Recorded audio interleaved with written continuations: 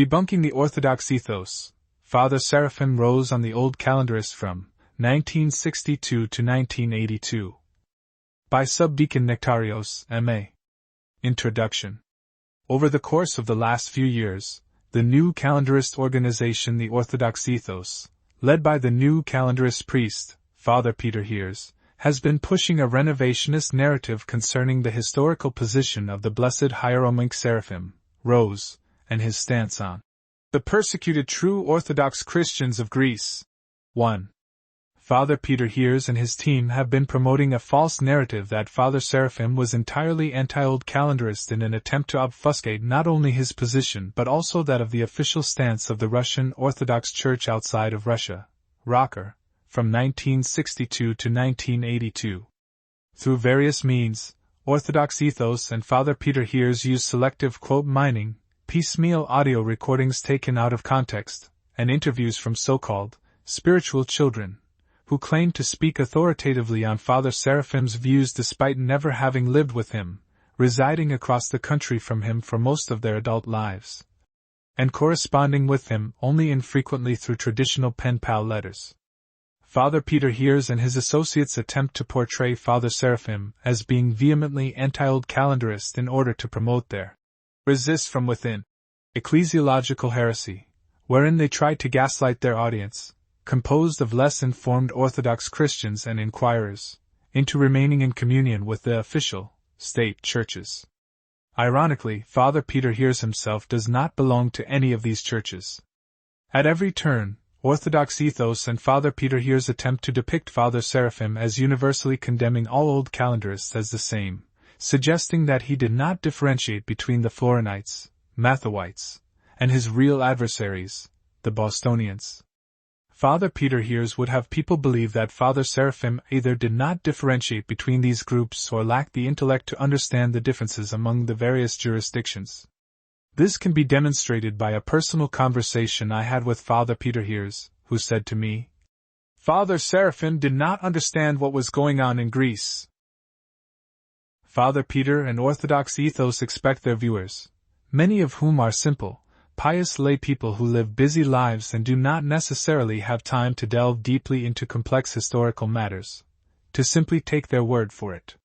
They are not professional historians who spend countless hours examining documents, nor are they doctoral students of history skilled in unearthing the truth from the historical record.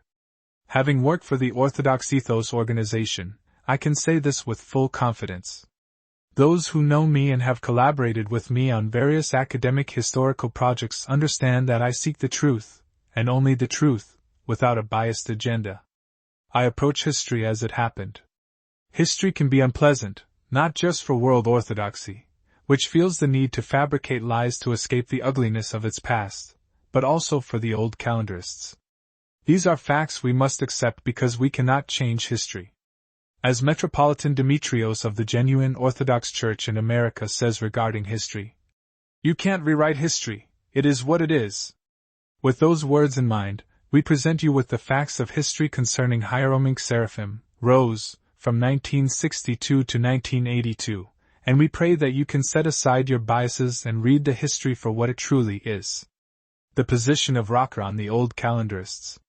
The first point that can be briefly addressed is the official position of the Russian Orthodox Church outside of Russia, ROCOR, concerning the Old Calendarists during the life of Father Seraphim Rose. Orthodox Ethos and Father Peter Heers often avoid discussing this subject because they cannot justify their position and frequently sidestep the issue. The historical facts of this period are indisputable. The Russian Church abroad was in Eucharistic communion with various Old Calendarist jurisdictions during Father Seraphim's lifetime, including both the Florinite and Matthewite Old Calendarists. To briefly demonstrate that this was indeed the case for both the Florinites and Matthewites, we can easily refer to ROCOR's synodal resolutions regarding both Old Calendarist synods. To the Florinite Synod of Archbishop Auxentius of the True Orthodox Christians of Greece, GOC, the Church abroad writes the following. 1831 December 1969. To His Beatitude Auxentius, Archbishop of the Church of the True Orthodox Christians of Greece. Your Beatitude. Your Beatitudes Fraternal Letter of November 25, 1969, was read by us at a meeting of our Synod today. The many trials which the Orthodox Church has endured from the beginning of its history are especially great in our evil times, and consequently, this especially requires unity among those who are truly devoted to the faith of the Fathers. With these sentiments, we wish to inform you that the Synod of Bishops of the Russian Orthodox Church abroad recognizes the validity of the episcopal ordinations of your predecessor of blessed memory, the reposed Archbishop Auxentius, and the consequent ordinations of your Holy Church. Hence, also taking into account various other circumstances, our hierarchical synod esteems your hierarchy as brothers in Christ in full communion with us. May the blessing of God rest upon all the clergy and faithful of your Church, especially during the coming days of the Nativity in the flesh of our Lord and Savior Jesus Christ. 2. The President of the Synod of Bishops. Metropolitan Philaret. The members: Nikon, Archbishop of Washington and Florida; Seraphim, Archbishop of Chicago and Detroit; Vitali, Archbishop of Montreal and Canada; Anthony, Archbishop of Los Angeles and Texas; Averki, Archbishop of Syracuse and Trinity; Anthony, Archbishop of Western America and San Francisco; Sabas, Bishop of Edmonton; Nectary, Bishop of Seattle; Andrew, Bishop of Rockland; Loris, Bishop of Manhattan. Later in 1972, the Russian Orthodox Church outside of Russia issues a resolution to the President of the Mathwite Synod, Archbishop Andreas, which stated the following: October 21/November 3, 1972. We make it known to all, that after the laying on of hands, which has been fulfilled as a blessing to your Beatitudes sacred hierarchy, our Synod of Bishops of the Russian Orthodox Church outside of Russia enters into full ecclesiastical and sacramental communion with the Orthodox Church of the true Orthodox Christians of Greece, of which your Beatitude is a bishop. I cordially pray that our Lord will bless and guide the hierarchy, clergy, and laity of your Beatitudes' God-protected Church forever. 3. Your Beatitudes' devoted brother in Christ. Metropolitan Philaret. President of the Synod of Bishops. Bishop Loris. Secretary to the Synod of Bishops. As can be seen in these official ROCOR resolutions to both factions of old calendarists, they were in ecclesiastical and Eucharistic communion with them, and regarded them as Orthodox Christians who were resisting the heresies of ecumenism and modernism, just as the Church abroad was doing. The ecclesiological position of either faction regarding the mysteries in global orthodoxy had little to do with ROCOR's recognition of them as grace-filled Orthodox Christians. To read more about the relationship between the Russian Church abroad and the Greek Old Calendarists, you can refer to my published work on this subject entitled The Russian Orthodox Church Abroad and the Genuine Orthodox Christians of Greece, A History. Florinites, Mathawites, and Pantaleimonites, Ecclesiological Differences examined. As mentioned previously, Orthodox Ethos and Father Peter Here's attempt to impose their new calendarist way of thinking about the old calendarists onto Father Seraphim, rose, and use his position against what he called supercorrectness, to frame a narrative that Father Seraphim was entirely anti-old calendarist and was not actually in communion with them. As we will see, Father Seraphim was not anti-old calendarist, but was very much opposed to sectarianism and the premature declaration that those in world orthodoxy were graceless. To understand Father Seraphim's position, we must define what he understood to be the various factions' ecclesiological positions, some of which he supported and others he absolutely rejected. Florinite ecclesiology represents the understanding of the largest GOC, true Orthodox Christians of Greece, community in Greece. It has two possible meanings. On one hand, it could refer to the personal understanding of the original three bishops who renounced the revised Julian calendar and took over the leadership of the GOC in 1935, including the sainted Metropolitan Chrysostomus of Florina. According to this view, the official Church of Greece stands accused and is subject to judgment at a future Pan-Orthodox Synod for violating the anathemas against the Gregorian calendar. Until then, its holy mysteries remain valid, and these mysteries should not be repeated upon entering the GOC. The other meaning, reflected in the official synodal encyclicals of 1935, 1950, and 1974, aligns with the Math-White understanding, namely, that the official Church of Greece became schismatic in 1924 by adopting the anathematized Gregorian calendar, rendering its holy mysteries invalid. According to this view, new calendarists should be received into the GOC by chrismation. Math-White ecclesiology represents the understanding held by most of the monks who constituted the spiritual leadership of the GOC before the arrival of the former New Calendar bishops in 1935. As mentioned, the official Church of Greece became truly schismatic in 1924 by implementing the anathematized Gregorian calendar, rendering its holy mysteries invalid. As such, new calendarists should be received into the GOC by chrismation. This view is named after its most well-known advocate, the former Athonite, Bishop Matthew of Brestina, who was consecrated in 1935 by the original 3 GOC bishops. Boston ecclesiology represents the view held by Archimandrite Pantaleimon, Metropoulos, and his supporters, who largely joined ROCOR from new calendarist jurisdictions. According to this understanding, the 1965 lifting of the anathemas, rather than the 1924 adoption of the new calendar, marked the point where the autocephalous churches fell from grace, and therefore their mysteries should not be considered valid. Any decision or act by the ROCOR which seemed to recognize the mysteries of the autocephalous churches were deemed acts of economia. The so-called Pantaleimonites then attempted to impose this view on the entire ROCOR Synod of bishops and misrepresented it as the de facto official position of ROCOR, despite the Synod having previously made it clear that such a determination could only be reached by an ecumenical or pan-Orthodox Synod, regardless of the personal opinions held by individual bishops. The letters of Father Seraphim concerning the old calendarists. To truly understand Father Seraphim's thoughts and position on the old calendarists, we must refer to his private correspondence with clergy and lay people, spanning from as early as 1961 until his repose in 1982. The earliest reference in Father Seraphim's letters concerning the old calendarists is found in January 1964, in a letter to his friend Gleb, later Father Herman. This letter, which is primarily administrative and addresses the future publication of the Orthodox Word, mentions that Father Seraphim had encountered a group of younger Orthodox Christians who were forming a somewhat ecumenical Orthodox group. In this letter, Father Seraphim states, "One of the Ukrainians let slip a disdainful remark about some of the Russians he has known who think they are preserving the real Orthodoxy. That's us, and I think we should do just what he accuses us of doing, forget the other Orthodox, with a few exceptions like Mount Athos and the old calendarists, who still take Orthodoxy seriously, and concentrate on Russians and on American converts. Our adherence to the Church outside of Russia should be made clear from the beginning. That will help frighten off at least some of the well-meaning who think they are as Orthodox as anyone. All their cooperation would have as its object the attempt to drag us into the mire of ecumenism and compromise. 4. In this letter, we see that Father Seraphim acknowledges the old calendarists as true Orthodox Christians, recognizing them as among the few who still take Orthodoxy seriously.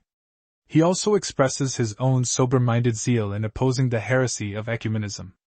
In 1970, in a cordial letter to Father Pantaleimon and the Brotherhood at Holy Transfiguration Monastery, which discusses the Brotherhood's printing work, the weather in Platina, California, and their agricultural activities, Father Seraphim mentions the pseudo-autocephaly being granted to the Metropolia, OCA, by the Soviet Moscow Patriarchate, and Father John Meyendorff's literary attacks on the Russian Church abroad and its hierarchs. At the end of the letter, in the postscript, Father Seraphim writes, "We are planning an all-synod issue later in the year, with Vladiko John's long article, 16 pages. We would also like something from the Greek and or missionary standpoint, and thought of Alexander Kalamiros, perhaps a simple article on the old calendarists and their ties with the Synod. Any suggestions?" 5. This brief postscript demonstrates that the relationship with the old calendarists was considered quite ordinary for the Russian Orthodox Church abroad at the time. In a long letter to Father Michael Azkoul in 1970, he mentions in passing old calendarists in a benign fashion, saying, "You have confirmed our own general impression of Antiochian, Metropolitan Philip as a well-meaning man who unfortunately wishes to be at peace with everyone. So many of our young American priests of almost all jurisdictions go through a vague and mostly external Orthodox education, and then gain parish experience mostly in how to get along with people, and they simply aren't equipped to stand up and fight for orthodoxy. But now, 1970 being perhaps the very year of decision, our American watershed for orthodoxy, those who don't stand up and fight, knowing what they're fighting for and against and having the weapons to do it, just won't be orthodox anymore. We rejoice in your coming to the Synod. In the Orthodox word we've tried not to push any too exclusive idea of the Synod, but the logic of church history itself is forcing the role of guardian of orthodoxy upon the Synod. Diaconia already speaks of the forging of a Synod old calendarist, ultra-conservative alliance against the rest of orthodoxy, a rather politically toned appraisal, but perhaps even useful if it leads some to investigate that there is something worth conserving in orthodoxy. 6. In September 1970, in a letter to his friend Daniel, Father Seraphim describes the atmosphere of the Orthodox Church on a number of specific topics. Says, "The Greek Church, Athens, by the way, has protested so strongly to Athenagoras against Moscow giving communion to Catholics that I don't see how they can avoid breaking off communion with Moscow now, and that from the ecumenist, Archbishop Hieronymus, one senses he feels the pressure of the old calendarists, who are apparently getting stronger." Meanwhile, even though Athenagoras did not recognize the autocephaly, the Metropolia is clinging to him, and Father Meyendorff writes in the New Orthodox Church that anyone who does not recognize Athenagoras as a genuine Orthodox patriarch is simply outside the communion of world orthodoxy. And this at a time when Athenagoras is being driven to wilder and wilder statements. He's afraid that Moscow will turn out to be more modernist than he, and thus will take over the leadership of world orthodoxy. And when a Greek archpriest in America, Father Dombelis, has seriously called for the canonization of Athenagoras while alive. 7. What is significant about this letter is that it is filled with insights into Father Seraphim's thinking. Here, we read that the new calendarist church in Greece protested to Ecumenical Patriarch Athenagoras about the Soviet Moscow Patriarchate giving communion to Roman Catholics, a decision issued by their Patriarchal Synod in 1969, which has never been revoked, even to the present day. What is crucial about this is that Father Seraphim Rose sees this as a legitimate reason for the Ecumenical Patriarchate to break communion with the Soviet Patriarchate. He is also surprised that this protest is coming from another ecumenist jurisdiction. In 1971, Father Seraphim and Father Herman jointly wrote a very significant letter to the Minister of the Interior in the Greek government in support of the old calendarist priest Archimandrite Cyprian Kaltsimbas, and protested his persecution by the government because he was an old calendarist. This letter states, February 26, 1971. The Minister of the Interior, Government of Greece, Stadia and Dragotsenia Saints, Athens, Greece. Your Excellency, we have heard that the Archimandrite Cyprian Kaltsimbas has been reduced to the lay state by the official Church of Greece. We beg you to use your authority to protect him and his priesthood against any act of violence from the official Church of the government. In America we know Archimandrite Cyprian Kaltsimbas as a highly respected priest of the old calendarist jurisdiction, which is recognized by the Holy Synod of the Russian Church outside of Russia and many bishops outside of Greece. We, in common with many Orthodox Christians in America, wish to believe that the Greek government will respect the sincere religious convictions of those in Greece who have separated for canonical reasons and for reasons of conscience from the official Church, and will allow Father Cyprian to freely practice his Orthodox faith and exercise his priesthood without interference from the government. If, despite our hope, Archimandrite Cyprian should be subjected to any kind of violence on the part of the Church or government, we and many thousands of Orthodox Christians outside of Greece can only regard this as an act of persecution against the true Orthodox Church and faithful, about which we would be obliged to inform the readers of our magazine. 7. With respect, Seraphim Monk, Herman Monk, Editors, The Orthodox Word. As we can see here, Father Seraphim and Father Herman recognized Archimandrite Cyprian's priesthood as grace-filled and also acknowledged that the Greek government, in cooperation with the new calendarist Church of Greece, was indeed persecuting them. This letter strongly contradicts the narrative fabricated by Orthodox Ethos and Father Peter Heers, who claimed that the Platina Brotherhood believed the Greek Old Calendarists to be schismatic or non-canonical. Father Seraphim, in his private correspondence, writes a significant letter to Father Nikitas Palasis in which he discusses a meeting he had with a zealot of Mount Athos, praising him for his stand for true orthodoxy. In this letter to Father Nikitas he writes, "Concerning the whole church situation which faces us, we had two interesting and indicative encounters this week. On Friday we were visited by Father Theodoritos Mavros, and what joy there was in meeting and praying with this true Athonite zealot. We were only confirmed in our judgment that, if the Greeks look to our Synod bishops for confirmation of their stand for true orthodoxy, we in the Synod look to you zealot Greeks for inspiration in true and unbending orthodoxy." Then, a few hours after Father Theodoritos left, we were visited by Hieromynch Theodore, newly moved to S.F. Surname Hoens, not the one who was tonsured by Father Pantaleimon, and it turns out that he fully recognizes Athenagoras. Until he preaches a heresy, long since, and is against the old calendarists, and views the Athonite zealots as fanatics who will end in priestless sectarianism. I fear his views are all too close to the organizational view that prevails among many of our priests, and one fears even higher. This Saboa will doubtless reveal much concerning this.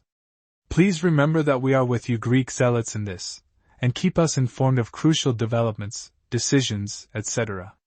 The day of unconscious orthodoxy is past, and truly it is not enough for Russians to sit aloof and just wait for the restoration of Russia, which, when it comes, may take a surprising form and find most Russians off guard. We are more than ever concerned to preserve the independence of our monasteries so that if, God forbid, there should come a division in the Synod, we will be free to act according to conscience. 8. This letter is significant because it shows how Father Seraphim Rose viewed the zealots of Mount Athos, the old calendarists, and those beginning to develop a mindset poisoned by the resist within mentality. The position of Hieromynch Theodore, Hoens, which Father Seraphim discusses, closely aligns with the ecclesiological views of Orthodox Ethos and Father Peter Heers concerning the official patriarchates and their active participation in heresy.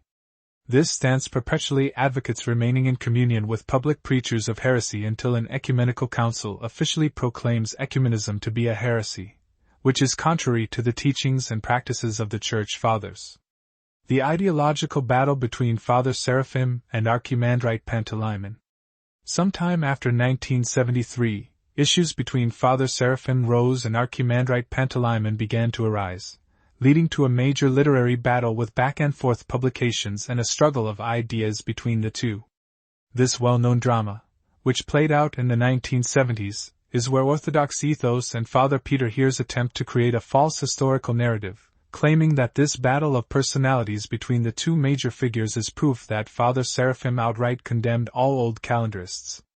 Orthodox Ethos' purpose in this regard is to drive a further wedge between world orthodoxy and the old calendarists so that those in world orthodoxy do not deviate from the official churches, of which even he is not a member. In Father Seraphim's letters we can see this rift between the two starting in May of 1973. In a letter to Irina Konstantinovna, Father Seraphim writes, "Christ is risen!" Enclosed are two recent articles of Father Theodoritos, which we hope you will be able to tell us something about. The printed article is evidently directed against some uncanonical activities of Father Pantaleimon concerning the old calendarist situation. Father Theodoritos supports one group of old calendarists, Father Pantaleimon the other group. 9. Father Theodoritos was a member of the Florinite Old Calendarists, while Pantaleimon was a strong supporter of the Mathoites, who were known for their more extreme position concerning world orthodoxy compared to the typically more moderate stance of the Florinites. In 1974, tensions further unraveled between Fathers Theodoritos and Pantaleimon, as seen in a letter Father Seraphim wrote to Alexei, dated March 2 and 15, 1974, stating, "Regarding Father Theodoritos' attack on Father Pantaleimon, Since Father Ephraim has asked you for a copy, I suppose the decent thing is to make one for him. This whole quarrel among the Greek Old Calendarists is very unfortunate. Besides involving personalities, which only clouds the issues, the real issues involved are very subtle and delicate, requiring much tact, patience, and love, not theological and canonical tirades. It seems to us that much can be said for both sides, and both sides have made mistakes. 10. Although conflicts among the Greek Old Calendarists, and only among the Greek Old Calendarists, began to flare up, Father Seraphim did not waver in his support of the Zealot Athonites, who rejected communion with the heretical patriarch. In his letter to Father Valery Lukianov, he expresses disappointment with the ROCOR Synod meeting, noting that there was no mention of support for the Zealots of Mount Athos, who were suffering persecution by the Greek government and the Patriarchate. Father Seraphim writes, "The more we hear of the Jordanville Sabor, or at least the Bishop's Sabor after everyone else left, the more discouraged we are. We still don't understand what was the purpose of the decree on the old believers. The question of the canonization of Blessed Xenia was postponed, evidently, from what Vladika Nectary tells us, because it is unimportant. There was no support shown for the Zealots of Mount Athos who are suffering persecution for true orthodoxy. Our friends in Greece write us that the old calendarists were expecting help from us, and Patriarch Demetrius also waited to see whether our bishops would speak out. If not, then the persecution can continue."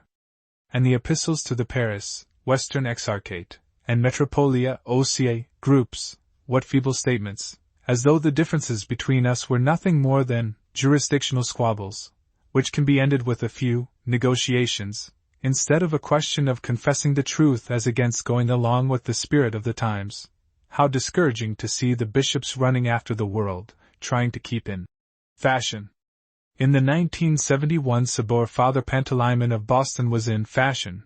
Then it was seen that due to his influence the bishops made some mistakes at that Sabor, about the two different groups of old calendarists, and themselves to make the Greek situation worse. And so in 1974 there is a new fashion, Solzhenitsyn and the spirit of reconciliation. Meanwhile, Father Pantaleimon has gone out of fashion. And Archbishop Anthony of Geneva even told him, "If you don't like the way we do things, get out of our church." Of course, Father Pantaleimon himself makes mistakes and also is a little subject to fashions, but at least he is sincerely trying to uphold a zealot position and so far has been very loyal to the Synod. He does not deserve to be kicked out just because he has gone out of fashion.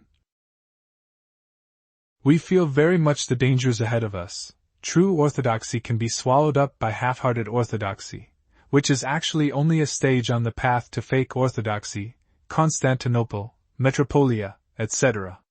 The schism of Evlogy and the Metropolia was a blessing from God, because it cut off many rotten members, the fake intelligentsia that wants to make a new orthodoxy. The talk now of reconciliation with these groups shows that within our church true orthodoxy is in danger of being lost. 11.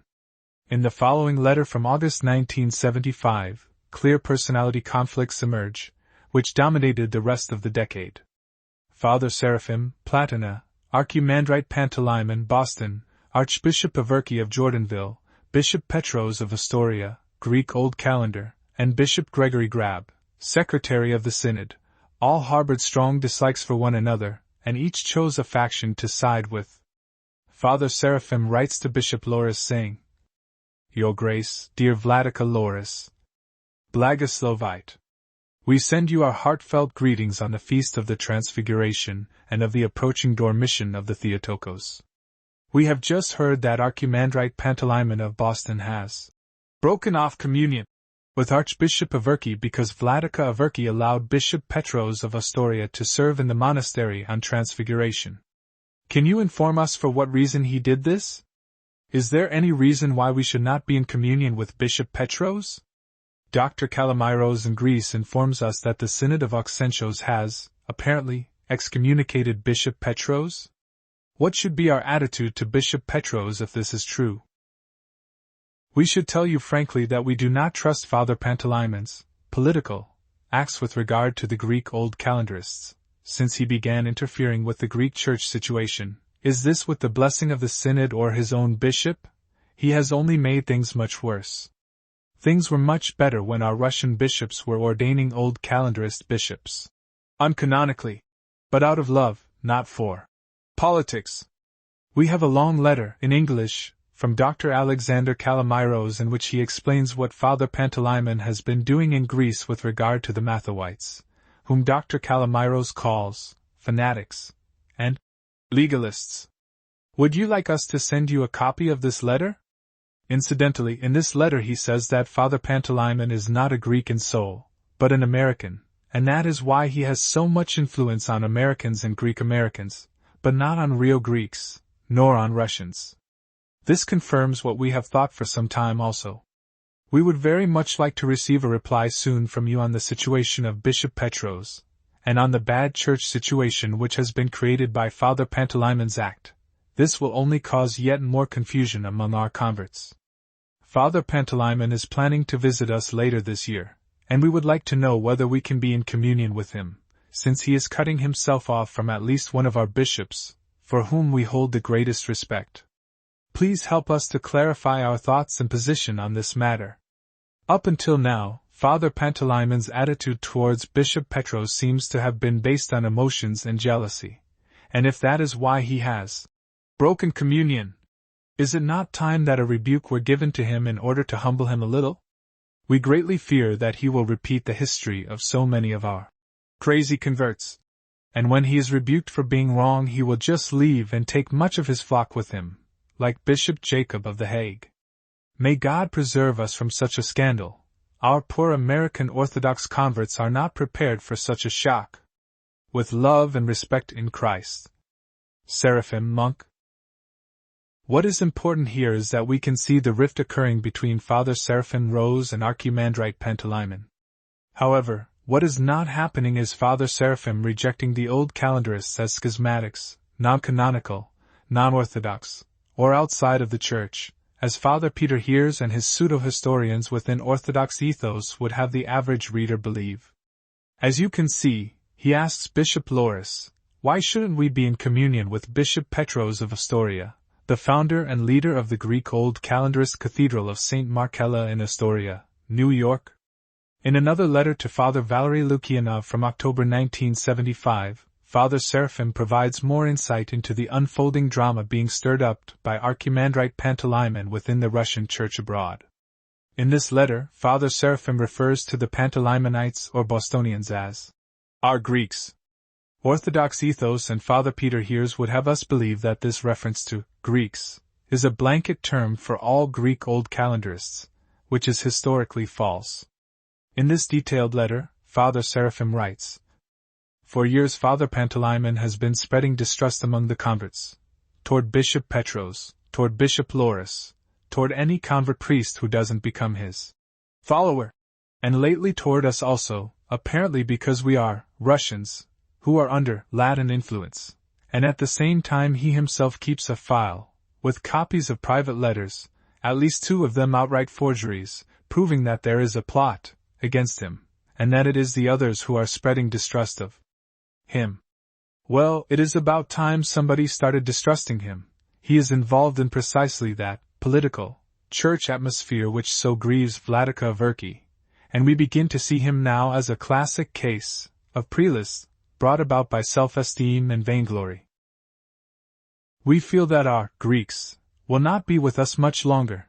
You and others have felt this for a long time, sensing their foreign spirit, but we supported them for a long time, thinking they were really helping our converts to receive true orthodoxy. Father Pantaleimon in his self-deception does not realize how far out of harmony he is with our church. He thinks that the bishops also think what the Greek Americans and many converts tell him, that he is the only real voice of orthodoxy in English. Dr. Kalamiros in Greece writes us that in his opinion Father Pantaleimon and his followers have fallen into group pride, thinking that they alone are the standard of orthodoxy. Father Pantaleimon has done much harm in Greece also, but siding against the majority of old calendarists and supporting the Mathoites, who are real fanatics and legalists.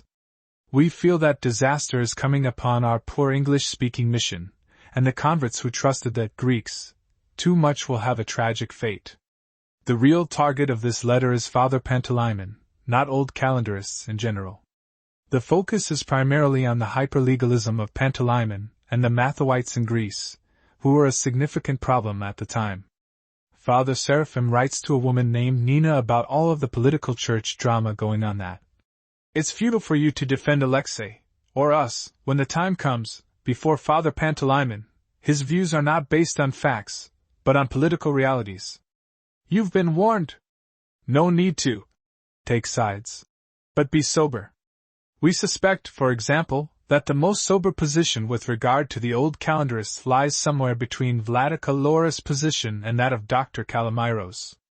But we continue on the best of relations with both, because we all realize that we are human and do not have all the answers, unlike Father Pantaleimon who, like all party men, sees plots against him everywhere. Again, we see that Father Seraphim is not condemning the old calendarists as schismatics at all, but is rather preaching that the faithful must avoid taking extreme positions on any given issue. Further in this letter, Father Seraphim continues to discuss the ongoing situation with Archimandrite Pantaleimon, saying, again, Father Pantaleimon doesn't seem to understand that his position in our synod is a special one, something granted as a great favor to him. Vladika John told us in the beginning that the logical place for the Greeks, when they came over, was under Bishop Peter. The decision to bring them under our Russian jurisdiction, thus creating two groups of Greek old calendarists in this country, was a risky one and was owing to the love and kindness and naivete of our bishops. But Father Pantaleimon seems to think that this special favor is his right, and he thereby involves our church directly in Greek disputes, which he thinks is normal, but our bishops certainly don't. I'm afraid the logical conclusion of all this, which will probably now be more and more impressed on our bishops, is that Father Pantaleimon belongs in some Greek jurisdiction where he can do what he thinks is right without dragging Russians into it. If he doesn't want this, Father Pantaleimon had better start being more quiet and meek, just like the rest of us. This letter is important because, within these short paragraphs, it contains significant ROCOR history. For example, the reference to Vladika John refers to Saint John of San Francisco, who during his life, and openly at the 1959 ROCOR Synod meeting, supported the acceptance of Greek old calendarists into ROCOR, even advocating for the consecration of bishops for them. Originally, Saint John wanted all the Greek old calendarists who entered ROCOR to fall under Bishop Petros of Astoria. However, due to various political church circumstances, this never came to fruition. Father Seraphim writes in another letter to Andrew Bond concerning the Pantaleimon issue, saying, I fear there are problems for true zealots of Orthodoxy in our church.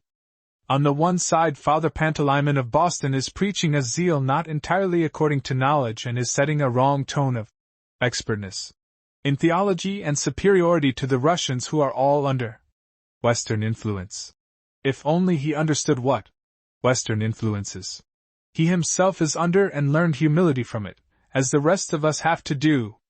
And this only encourages an opposite reaction which wants to believe that everything is practically all right with Constantinople and even the Soviet Patriarchate. May God guide us in a true middle path between these unnecessary extremes. Father Seraphim, in a letter to Dr. Alexander Kalamiros in Greece, who was a member of the Russian Orthodox Church abroad, had a parish within the territory of Greece, and had a Greek priest under the Omophorion of the ROCOR for that parish, writes in a long letter explaining in detail the situation that was going at that time with Pantaleimon. Father Seraphim writes to Dr. Kalamiros of the event, saying, The Father Pantaleimon Archbishop of Urki incident has quieted down, after causing some disturbance in our church. Apparently the incident itself was due to a misunderstanding, since Father Pantaleimon apparently did not actually mean to break off communion. But the incident, accidental or not, is significant of deeper disagreements beneath the surface of our church life, and as long as Father Pantaleimon thinks, or at least gives the impression, that he is the Orthodox expert in our church and knows better than all our bishops and theologians, there will be other such incidents in future. We have been told that Father Pantaleimon has been humbled by this experience, but the one letter from his monastery that we have seen that explains his point of view does not seem at all humble, but rather was full of self-esteem and an elitist point of view, i.e., no one but the bishops and a few of us chosen ones are supposed to know about all these things. This know better outlook is very bad and harmful. We ourselves cannot pass judgment on the question of Bishop Petros, because we have never received any actual evidence for or against him. You seem to think that our bishops have been against Bishop Petros for many years, but all the bishops whose opinion we know have been, on the contrary, very favorable towards him. The campaign against him in our church is Father Panteleimon's work, and it is solely Father Panteleimon's idea that our Russian church abroad is the only canonical American jurisdiction, and that the Greeks therefore have no right to their own jurisdiction here. Our bishops are so much occupied with the cares of their own exiled flocks that they do not have the leisure to indulge in useless disputes over canonical rights, and being very practical-minded, they are quite willing to live on friendly terms with the Greek jurisdiction of old calendarists in America. When Father Pantaleimon was preparing to join our synod in 1965, Archbishop John told me that the logical place for him was under Bishop Petros, whom Archbishop John greatly respected. When Father Pantaleimon persuaded our bishops to accept him under the synod, an act which could not help but cause troubles in future, as long as Father Pantaleimon regarded himself as a rival with Bishop Petros for influence with the Greeks in America, which sadly is just what he did, instead of remaining quietly in his monastery, as our bishops undoubtedly expected him to do. But despite Father Pantaleimon, Bishop Petros has been in communion with our synod, and I think it is only a few bishops like Archbishop Vitali who have taken sides with Father Pantaleimon against Bishop Petros. With this background, I hope that you will be able to understand the position of Archbishop Averki. Archbishop Averki has allowed Bishop Petros to serve at Jordanville for many years, and he has not been informed, to our knowledge, of any accusations against Bishop Petros except that he refuses to deny the validity of new calendar sacraments, which our bishops also refuse to deny. If any serious report of ecumenical activity on Bishop Petros' part had been reported to Archbishop Averki, he would certainly have taken it most seriously and investigated it. All Archbishop Averki can see is the private rivalry of Father Pantaleimon with Bishop Petros, and he quite rightly refuses to take sides in this political battle. Archbishop Averki, therefore, finds the insistence of the brazen young Archimandrite Pantaleimon that he not let Bishop Petros serve at Jordanville to be an intolerable impudence, as if Russian bishops must be forced to take sides in a Greek quarrel, which until now has seemed to be of a purely personal nature. Further, whether rightly or wrongly, our bishops do not feel the decisions of the Synod of Auxentius to be binding upon them. Why, indeed, should Archbishop Averki not allow Bishop Petros to serve, when several of our bishops have allowed Mathwite, Bishop Callistos to serve, who was also not in communion with the Synod of Auxentius? Very likely our synod's dealings with the Mathawites at the 1971 Sabor were a mistake. But now the situation has become more complicated, and it is difficult to see how a normal relation of our church to yours can be restored. Perhaps all we can hope for is that at least communion will not be broken, despite many irregularities on both sides.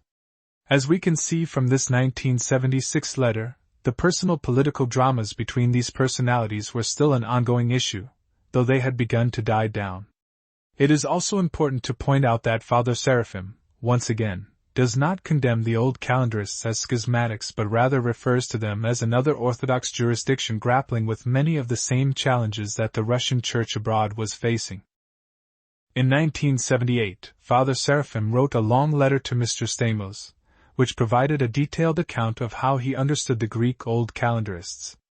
He described them as being persecuted by the Greek government with the full support of the Ecumenist Patriarchate of Constantinople and the new calendar state Church of Greece, and whose mysteries were first declared graceless by the new calendarist state Church. Father Seraphim demonstrates his understanding of this issue quite well, despite the narrative Orthodox ethos has promoted.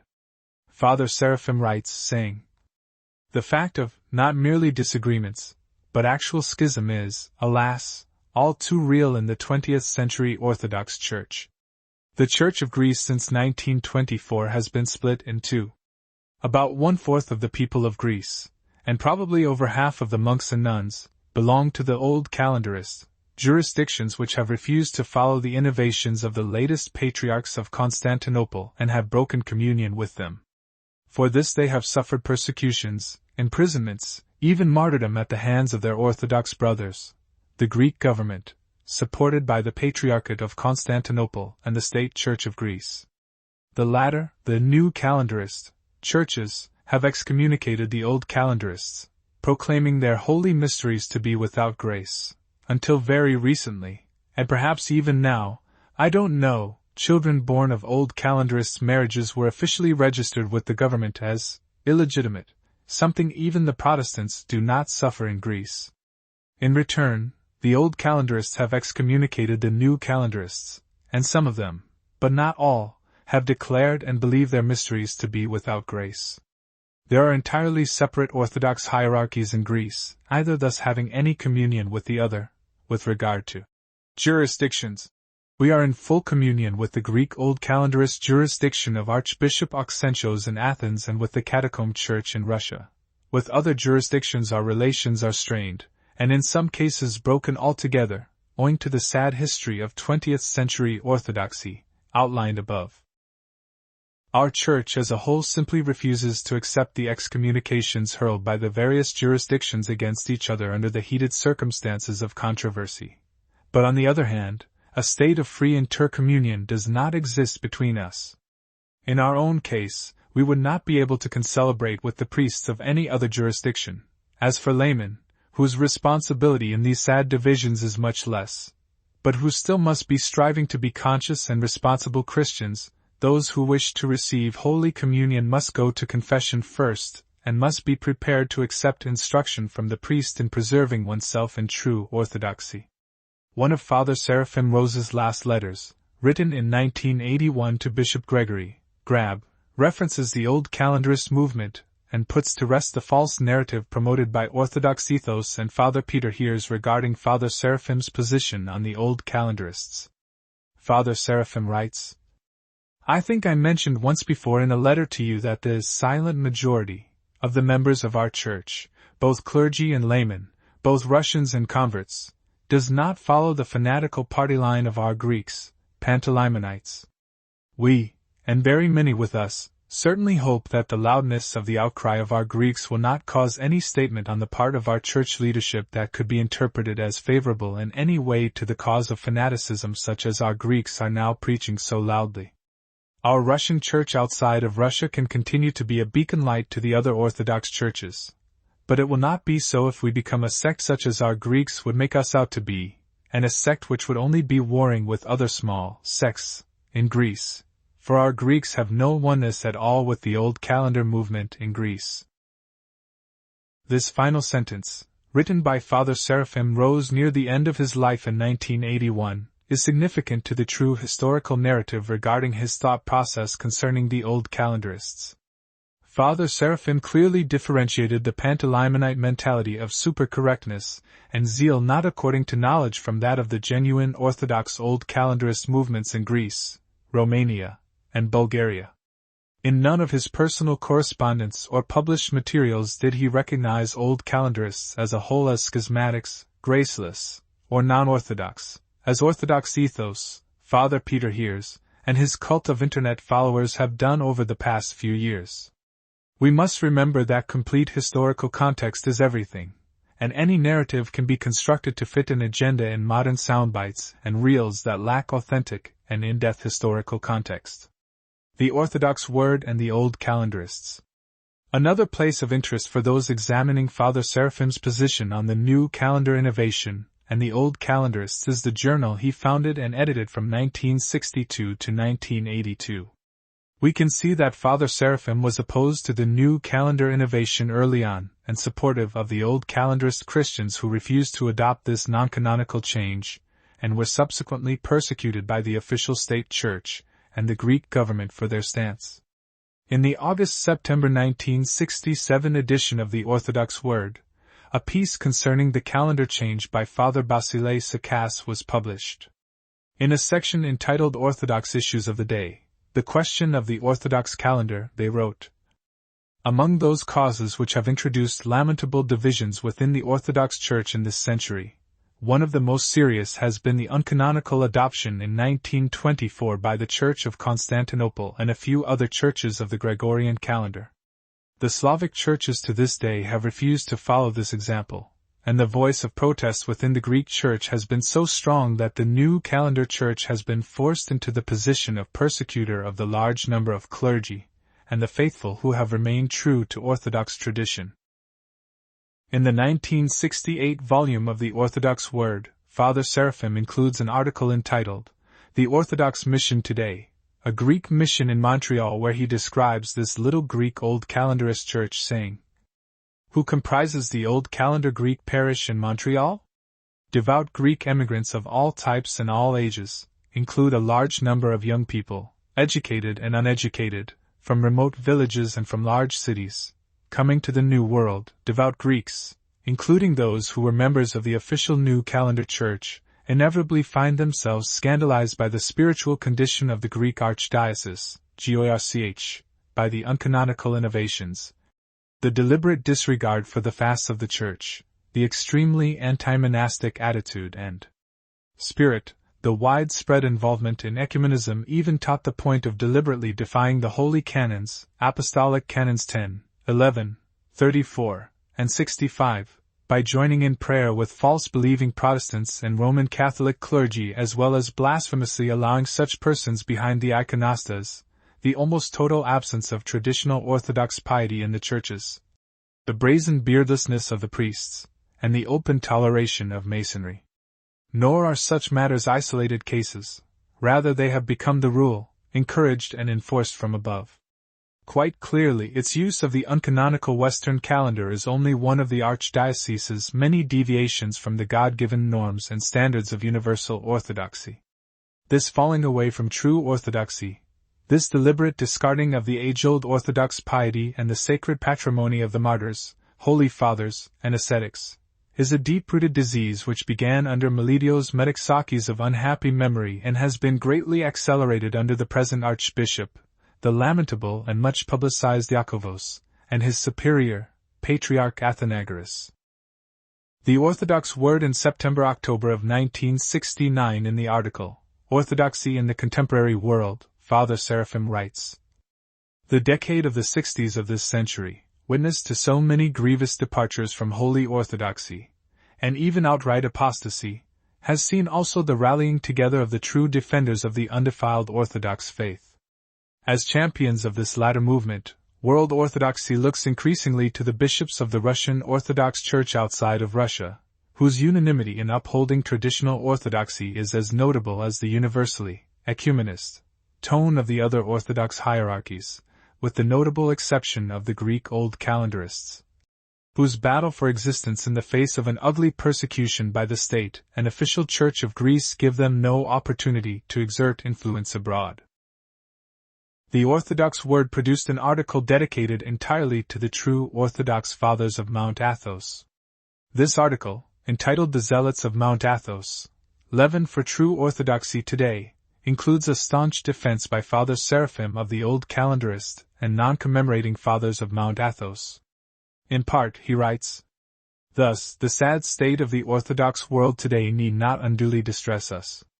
In viewing the sorry spectacle of almost all the Orthodox churches and jurisdictions, one can only conclude that here is the exact opposite of what Christ came to give, almost universal lukewarmness and indifferentness, extinguished lamps that give no more light, a salt that has lost its savor, an orthodoxy that seems to be solely a matter of habit, faith swallowed up in worldliness, producing senseless compromise and apostasy.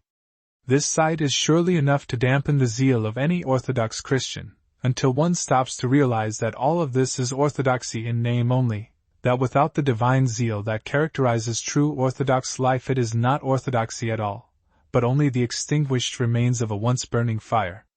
And then one learns to look elsewhere to find true orthodoxy today, which according to the promise of our Savior will continue to live until the very end of this world. And he who has kept even a spark of true zeal within himself will recognize that this zeal burns still in the world, being kept alive not where numbers and fashion and conformity to the world prevail, but where there are a striving and a burning for God's truth and righteousness. The fire of true orthodoxy is still alive in many places, in the catacomb church of enslaved Russia, in the persecuted true Orthodox Christians of Greece, in the maligned Russian church outside of Russia, in the Zealots of Mount Athos. In 1974, Father Seraphim Rose published an article written by Father Theodoritos Mavros, a Greek Old Calendar Zealot father on Mount Athos, entitled Orthodoxy or Death, New Persecutions of the Zealot Monks of Mount Athos. In the introduction to this article, Father Seraphim writes, "Readers of the Orthodox Word are aware of the existence on Mount Athos of the Zealots, some 250 monks who hold uncompromising orthodoxy and refuse to have communion with the apostate Patriarch of Constantinople and those who commemorate him. See the Orthodox Word, September-October, 1972. Most of these monks belong to the sketes and hermitages of the Holy Mountain, but in 1971 one of the ruling monasteries, Asphigmena, with its 45 monks, joined the Zealots, and since then this monastery has been subjected to numerous pressures from the Holy Community, the governing council of Mount Athos, and the Patriarchate. The newest attack against the monastery and the Zealot monks is described in the following article by one of the leading Zealots of the Holy Mountain, himself a candidate for expulsion, and then in a more recent letter from another Zealot monk of the Holy Mountain. In the September-October 1976 issue of the Orthodox Word, several articles were published concerning the old calendarists and the true Orthodox Christians of Greece. One of these articles, entitled The Royal Path, True Orthodoxy in the Age of Apostasy, discusses the true Orthodox confession of both the Russian Catacomb Church and the true Orthodox Church of Greece. In The Royal Path, True Orthodoxy in the Age of Apostasy, Father Seraphim writes about the old calendarists, saying, "In Greece the movement of protest, by a similar Orthodox instinct, likewise took the name of the true Orthodox Christians. From the beginning in 1924, when the calendar reform was introduced, this movement has been especially strong among the simple monks, priests, and laymen of Greece.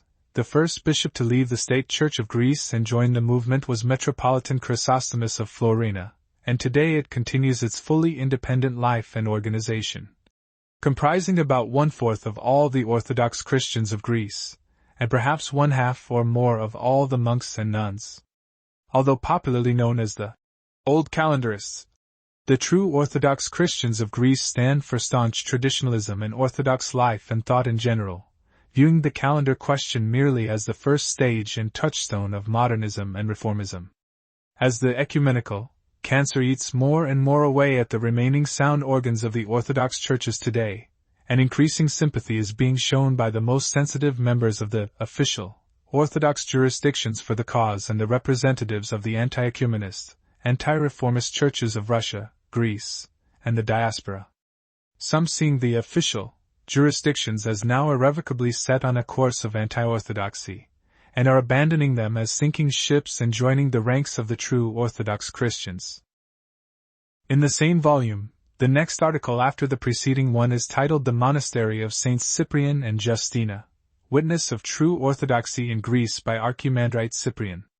This is a letter to the Saint Herman of Alaska Brotherhood from the abbot of the monastery, who himself has been subjected to persecution by the state and the official Church of Greece. Father Seraphim Rose in his 1980 volume of the Orthodox Word published an article entitled, Concerning Supercorrectness, by Bishop Cyprian of Oropo and Phili, of the True Orthodox Christians of Greece, under Metropolitan Callistos of Corinth. In the introduction to this article Father Seraphim states, "For over 50 years the Orthodox Old Calendarists of Greece have fought a courageous battle, in the face of a sometimes fierce persecution, for the preservation of genuine orthodoxy against modernism and ecumenism. Unfortunately, their witness has to some extent been undermined by the presence among them of extreme views which have caused unnecessary schisms. In the end, this extremism has only aided the cause of modernism, which rejoices at every division among those of traditional views.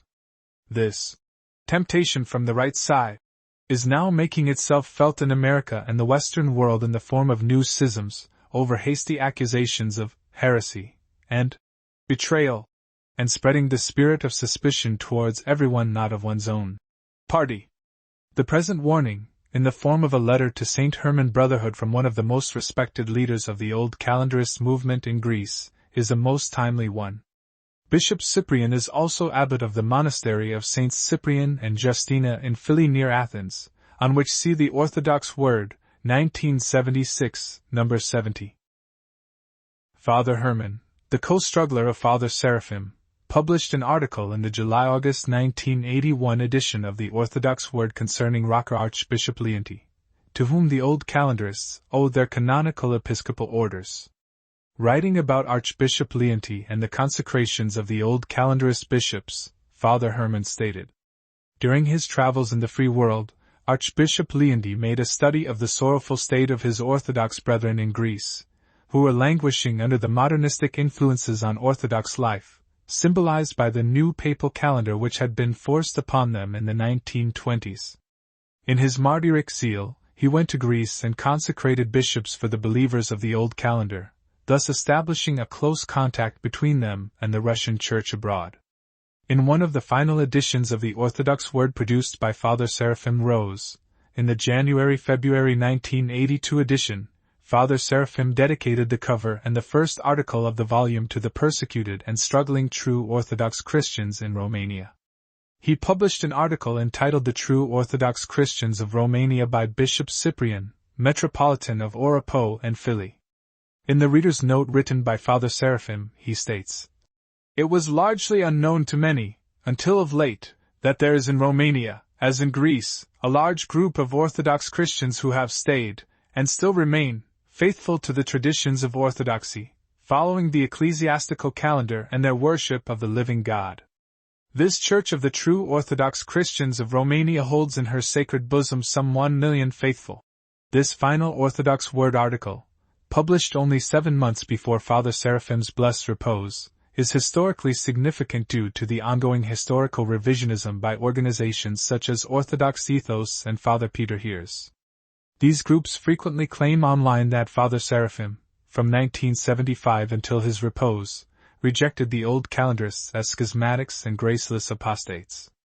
However, as we can see from this final Orthodox Word publication, this false narrative, promulgated by those within world orthodoxy, is blatantly deceptive. The censorship and revisionism of the works of Father Seraphim Rose. In Father Seraphim's book Orthodoxy and the Religion of the Future, originally published in 1975, he writes about the true Orthodox Christians who are resisting the modernism of his time, and who are not being carried away by the apostasy of the age. In this text, Father Seraphim explicitly lists the true Orthodox Christians of Greece among those Orthodox Christians who have not succumbed to apostasy and follow the Orthodox bishops of these jurisdictions, who also have not capitulated to the heresy of modernism. However, after Father Seraphim's repose, a certain element, in their sin of deceit and historical revisionism, none of which have yet been publicly repented of, remove this part of the book in order to deceive the faithful and rewrite Father Seraphim's words to promote their heretical ecumenistic agenda.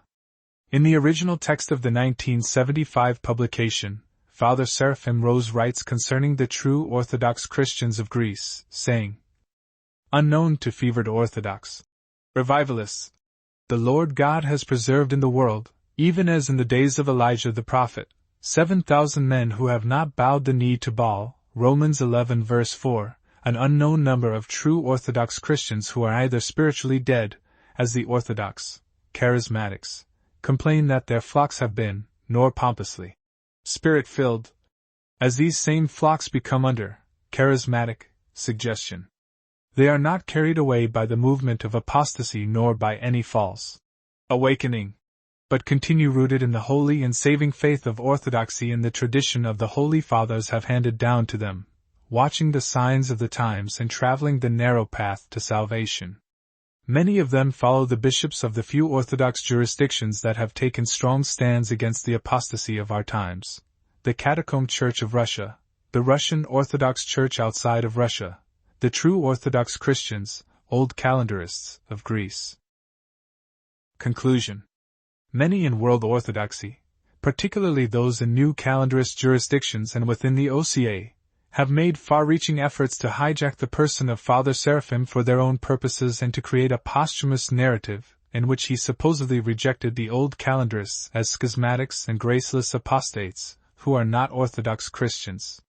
Sadly, Orthodox Ethos and Father Peter Heers have been major leaders in this effort, which is exactly what prompted me to conduct this in-depth research article. Public figures such as these have an obligation to be honest in what they publish. These individuals, myself included, often have a great ability to influence the thinking of others on these specific topics, and it is our obligation before God to do the right thing and be entirely honest about what we write and publish to the best of our ability. As historians, we do not have the right to alter history simply because we do not like how it played out. We do not have the right to alter texts or censor books in order to deceive people into conforming to our party opinion, or within our so-called official jurisdiction. Historical revisionism is a grave sin, and those who engage in it will have to answer for their actions. Would Father Seraphim think anything other than that? I believe we can all answer that question. Father Seraphim was very knowledgeable about these issues, as we have seen from his letters. He understood the differences between the Mathoites, Florinites, and Pantaleimonites, as well as the distinct personality struggles that each group included. Father Seraphim was specific about what he fought against, which was the extremism that he believed was largely coming from the followers of Archimandrite Pantaleimon and certain Mathoite factions in Greece. He did not blindly label all Greek Old Calendarists as zealots without knowledge, nor did he ever call Old Calendarists heretics, schismatics, apostates, or graceless, as many in world orthodoxy do today. How could he promulgate such a theory when, throughout his life, his synod, to which he was in humble obedience, was in communion with them as well? Was he self-condemning? Obviously not.